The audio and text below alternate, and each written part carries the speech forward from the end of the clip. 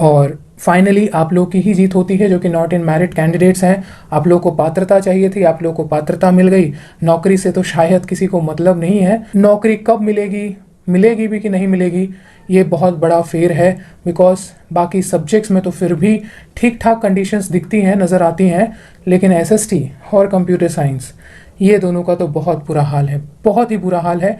और अब मैं फिर से कहूँगी, अगर आप सभी नियुक्ति में बराबर के हकदार हो चुके हैं तब भी क्वालिफाइड डेटा मांगिए, ताकि आप लोगों को पता तो रहे कि कितने क्वालिफाइड हैं।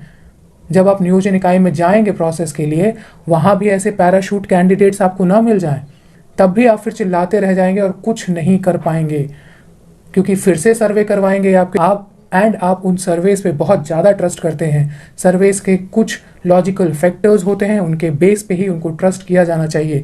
उसमें एक बहुत बड़ा फैक्टर सैंपल स्पेस का होता है, एक्टिव वोटर्स का होता है, एक्टिव पार्टिसिपेंट्स का होता है। और नेट पे इसको निकाल के थोड़ा सा सर्च करिए, थोड़ा सा ज्ञान हर चीज़ के बारे में रखिए। अंधभक्त नहीं बनिए, अंधा होके या आंख बंद करके किसी को भी फॉलो मत करिए। चलिए, जो नॉट इन मैरिट कैंडिडेट्स थे उनके लिए तो बहुत ही अच्छी खबर है, आप भी एलिजिबल हैं। और अगर आपके एकेडमिक मार्क्स बहुत अच्छे हैं तो आपके लिए बहुत ही बड़ी खुशखबरी है, हो सकता है। लेकिन मेन पॉइंट अब आता है कि अब मेरिट वाले भी शांत नहीं रहेंगे। वो इतने दिनों से शांत बैठे थे, 21 से अभी तक, से भी जब तक मेरिट ख़त्म नहीं की जाती तब तक उनको कोई प्रॉब्लम नहीं थी। अब ये बहाली बहुत लंबी फंसेगी, क्योंकि मेरिट वाले केस करेंगे, ज़रूर करेंगे, वो भी अपने हक के लिए ज़रूर लड़ेंगे। और आप तो केस कर ही चुके हो, तो दोनों तरफ से अब केस चलेगा। कहाँ जाता है ये मुद्दा अब कोई नहीं बता सकता।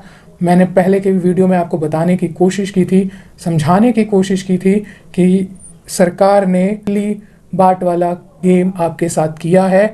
2 बिल्लियों की लड़ाई में बंदर रोटी खा जाता है, वही वाला हाल हुआ है। यहाँ 2 बिल्लियाँ मेरिट और नॉट इन मेरिट वाले थे, बंदर यहाँ गवर्नमेंट है, जो दोनों को बराबर करने के चक्कर में आपकी रोटी खा चुकी है। और अब आप वेट करिए कि पता नहीं बहाली प्रोसेस कब स्टार्ट होगी, क्योंकि ये जो केसेस होंगे उसका बहाना बना के गवर्नमेंट हाथ पे हाथ धरे बैठी रहेगी। और दूसरी चीज़, ब्लाइंड फेडरेशन केस का हाल आपने देखा ही था, जो निर्णय बहुत जल्द हो सकता था, जिस निर्णय में बहुत ज़्यादा कोई पेच नहीं था, सुप्रीम कोर्ट का ऑर्डर था, लेकिन गवर्नमेंट ने उसको इतना लंबा खींचा, चुनाव से पहले उनका नियोजन करने जा रही है। और 2019 तो पूरा ही चुनावी गेम रहा है। अगर आपको ध्यान हो तो 2019 में ये चुनाव से पहले आया था, आपका री एग्जामिनेशन भी चुनाव से पहले ही हुआ था, जस्ट आनन फानन में सब कुछ करा दिया गया था। और आपकी शायद बहाली प्रोसेस भी 2024 में ही चालू होगी।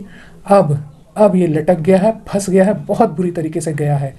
और शायद अब आपके लीडर्स, सो कॉल्ड लीडर्स, पीठ थपथपाते हैं कि हमने इस मुद्दे को हवा दी, हमने इस मुद्दे में आवाज़ उठाई है। उनको बहुत खुशी हो रही होगी कि शायद अब हमको भी पात्रता मिल जाएगी, मिल गई है तो हम भी पार्टिसिपेट तो एटलीस्ट कर ही सकते हैं। लेकिन ये पार्टिसिपेशन के लिए ही अब पता नहीं कितना लंबा इंतज़ार करना पड़ेगा। डिमांड्स ही गलत उठा दी गई और अब ये पात्रता रखिए, आप जीवन पर्यंत रखिए, जब तक आपकी उम्र है तब तक आप पार्टिसिपेट कर सकते हैं।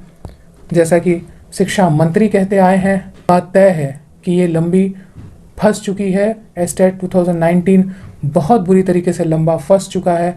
तो आप में से जो भी कैंडिडेट्स कैलिबर रखते हैं, जो सिर्फ और सिर्फ टीचर बहाली पे नहीं है, तैयारी करिए किसी और चीज़ की, क्योंकि ये पता नहीं कब होगा भी कि नहीं होगा।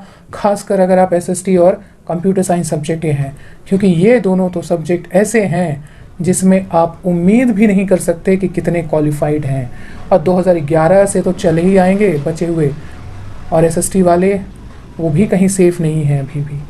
कंप्यूटर साइंस की तो सीटें भी उतनी नहीं आएंगी। एसएसटी की तो हर फेज़ में फिर भी 4000-5000 आती रहेंगी, कंप्यूटर साइंस की इतनी नहीं आएंगी, ये बात तय है। अभी 1600 जो सीट्स हैं, उसके बाद 1000 है, उसके बाद पता नहीं आएंगी भी कि नहीं आएंगी, कोई नहीं बता सकता, कोई नहीं कह सकता। चलिए फिर से सर्वे चालू करिए। अब एकेडमिक का सर्वे करिएगा, किसका कितना ज़्यादा है, किसका कितना कम है।